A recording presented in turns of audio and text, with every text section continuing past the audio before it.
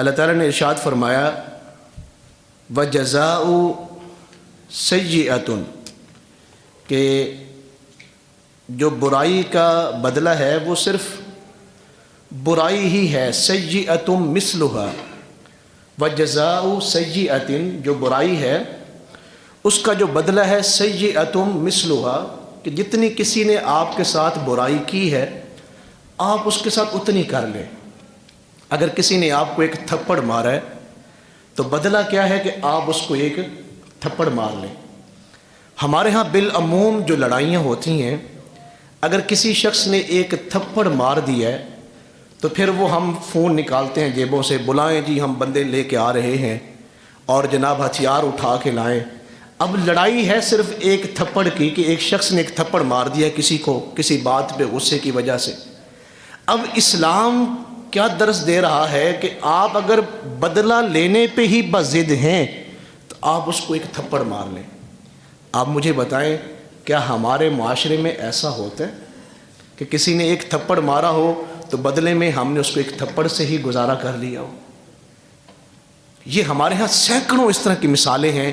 وہاں پھر فائر ہو رہے ہیں اور پھر لڑائیاں ہو رہی ہیں اور پھر جھگڑے ہو رہے ہیں، پھر اللہ تعالیٰ معاف فرمائے پھر قتل و غارت ہو رہی ہے اور پھر نسلیں تباہ ہو گئی ہیں، کئی خاندان تباہ ہو گئے.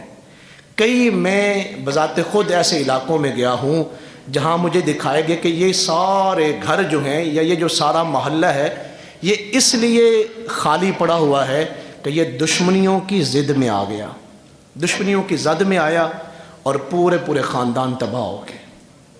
اب قرآن مجید نے کیا کہا وَجَزَاءُ سَيِّئَةٍ جو برائی کا بدلہ ہے سَيِّئَةٌ مِثْلُهَا بس آپ جو ہے وہ اتنا ہی بدلہ لٹا دیں. لیکن آگے کیا فرمایا فَمَنْ عَفَا لیکن جس نے معاف کر دیا وَأَصْلَحَ اور اس نے صلح بھی کر لی، معاف بھی کر دیا اور صلح بھی کر لی فَأَجْرُهُ عَلَى اللَّهِ اس کا اجر اللہ کے ذمہ پہ ہے.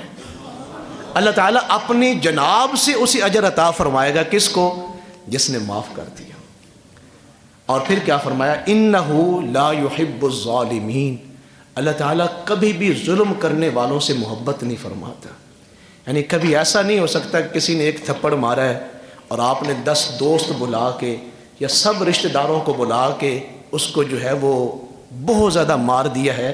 تو اِنَّهُ لَا يُحِبُّ الظَّالِمِينَ اگرچہ وہ اس وقت تنہا تھا اور آپ نے اس پہ ظلم کر لیا لیکن یہ بات یاد رکھیں اِنَّهُ لَا يُحِبُّ الظَّالِمِينَ اللہ تعالیٰ کبھی بھی ظالموں سے محبت نہیں فرماتا. اللہ ہمیشہ کن سے محبت فرماتا ہے؟ جو معاف کرنے والے ہوتے ہیں. اللہ اکبر. آپ قرآن مجید کی کئی ایسی آیات مبارکہ ہیں جو اس وقت میں یہاں پہ بیان کر سکتا ہوں کہ اللہ تعالیٰ کے ہاں جو محبوب لوگ ہیں وہ لوگ ہیں جو معاف کرنے والے ہیں، جو برداشت کرنے والے ہیں، جو درگزر کرنے والے. میں ان آیات کو بیان اس وقت ٹائم کی قلت کی وجہ سے بیان نہیں کر سکتا لیکن ایک اجمالاً بات میں کہنا چاہتا ہوں. یہ جو مکہ معظمہ کے نبوت کے 13 سال ہیں، پہلی وحی جو حضور پہ نازل ہوئی ہے وہ حضور کی 40 سالہ عمر مبارک کے بعد نازل ہوئی ہے جب آپ نے اعلان نبوت فرمایا، لوگوں کو بتایا ہے کہ میں اللہ کا آخری رسول ہوں. اس وقت سے لے کے 53 سال تک یعنی 13 سال جو حضور کی مبارک مکی زندگی ہے ان 13 سالوں میں جو قرآن مجید کی جو آیات نازل ہوئی ہیں وہ سب سے زیادہ صبر کے اوپر، برداشت کے اوپر اور تحمل کے اوپر آیات نازل ہوئی ہیں. باقی جتنے احکامات ہیں، جہاد ہے، اعمال ہیں، دیگر غزوات ہیں اور دیگر جتنے احکامات ہیں وہ سارے 10 سالہ مدینہ منورہ میں نازل ہوئی ہیں آیات مبارکہ. مکہ مکرمہ کے جو اسلام کے 13 سال ہیں صرف اور صرف صبر کی، تحمل کی اور برداشت کی آیات مبارکہ نازل ہوئی ہیں. آپ سن کے حیران ہوں گے، یہ قرآن مجید سورہ ہود میرے سامنے ہے. حضرت ابراہیم کا اللہ نے ذکر فرمایا ان ابراہیم لحلیم اواہ منیب. اب حضرت ابراہیم میں اتنے زیادہ اوصاف ہیں کہ ہم ساری زندگی بھی بیان کرنے لگیں تو ان کے اوصاف کا احاطہ نہیں کر سکتے.